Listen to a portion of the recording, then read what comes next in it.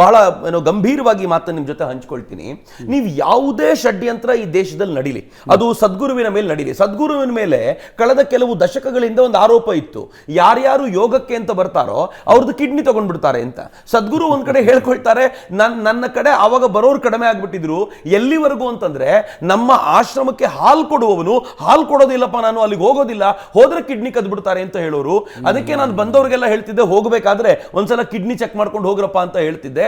ಒಬ್ಬ ವಿದೇಶಿ ಪತ್ರಕರ್ತ ಅವ್ರಿಗೆ ಪ್ರಶ್ನೆ ಮಾಡ್ತಾನೆ, ಷಡ್ಯಂತ್ರಗಳ ಲೆವೆಲ್ ಹೆಂಗಿರುತ್ತೆ ನೋಡಿ.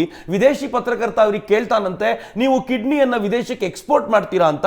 ಅದಕ್ಕೆ ಅವ್ರು ಹೇಳಿದ್ರಂತೆ, ಇಲ್ಲ ಎಕ್ಸ್ಪೋರ್ಟ್ ಮಾಡೋದಿಲ್ಲ, ನನಗೆ ಬೆಳಗ್ಗೆ ತಿಂಡಿಗೆ ಸಾಕಾಗೋದಿಲ್ಲ, ಇನ್ನು ಎಕ್ಸ್ಪೋರ್ಟ್ ಎಲ್ಲಿಂದ ಮಾಡ್ಲಿ ಅಂತ ನಾನು ಹೇಳಬೇಕಾದಂತ ಸ್ಥಿತಿ ಬಂತು ಅಂತ. ಅಂದ್ರೆ ಇವರ ಷಡ್ಯಂತ್ರದ ಈ ಒಂದು ನೆಟ್ವರ್ಕ್ ಇದೆಯಲ್ಲ, ಈ ನಾಡಿನ ಸದ್ಗುರುಗಳನ್ನ, ಸಂತರನ್ನ, ಯಾರು ಗೌರವಾನ್ವಿತ ವ್ಯಕ್ತಿಗಳಿದ್ದಾರೋ, ಧರ್ಮದ ಆ ಸಂಸ್ಕೃತಿಯನ್ನ ಮುಂದುವರಿಸಬಲ್ಲರೋ ಅವರೆಲ್ಲರೂ ಡಿಫೇಮ್ ಮಾಡಬೇಕು ಅನ್ನುವಂಥ ಪ್ರಯತ್ನ ಇದೆಯಲ್ಲ, ಆ ಪ್ರಯತ್ನದ ಮುಂದುವರಿದ ಭಾಗವಾಗಿದೆ.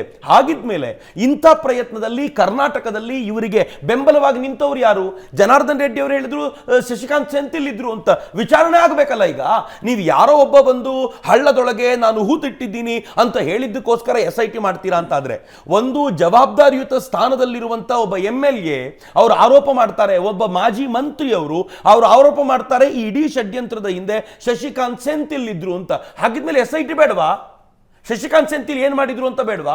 ಯಾಕೆ ಮೈಸೂರಿನಲ್ಲಿರುವಂತ ಒಂದು ಆರ್ಗನೈಸೇಷನ್ ಒಡನಾಡಿ ಅದರ ಸ್ಟ್ಯಾನ್ಲಿ ಅನ್ನುವಂತ ಅದರ ಮುಖ್ಯಸ್ಥ ಅವನು ಯಾಕೆ ಇದರಲ್ಲಿ ಇನ್ವಾಲ್ವ್ ಆಗ್ತಾನೆ? ನಿಮ್ಗೆ ಯಾಕೆ ಅದರ ಹಿಂದಿನ ಷಡ್ಯಂತ್ರ ಇಲ್ಲ ಅಂತಂದ್ರೆ ಒಳ್ಳೇದೇ, ಅವರೆಲ್ಲರೂ ಸಹಜವಾಗಿ ಬಂದಿದ್ದಾರೆ ಅಂತನಾದ್ರೂ ಗೊತ್ತಾಗ್ಲಿ. ಈ ಗೊತ್ತಾಗಬೇಕು ಅಂತಂದ್ರೆ ಈ ವಿಚಾರಣೆ ಮುಂದುವರಿಬೇಕು, ಇದರ ಹಿಂದೆ ಇರುವಂತ ಷಡ್ಯಂತ್ರ ಹೊರಗೆ ಬರಬೇಕು. ನನ್ಗೆ ಗೊತ್ತಿದೆ, ಹಿಂದೂಗಳು ಸ್ವಲ್ಪ ಬಹಳ ಬೇಗ ತೃಪ್ತರಾಗ್ಬಿಡ್ತಾರೆ.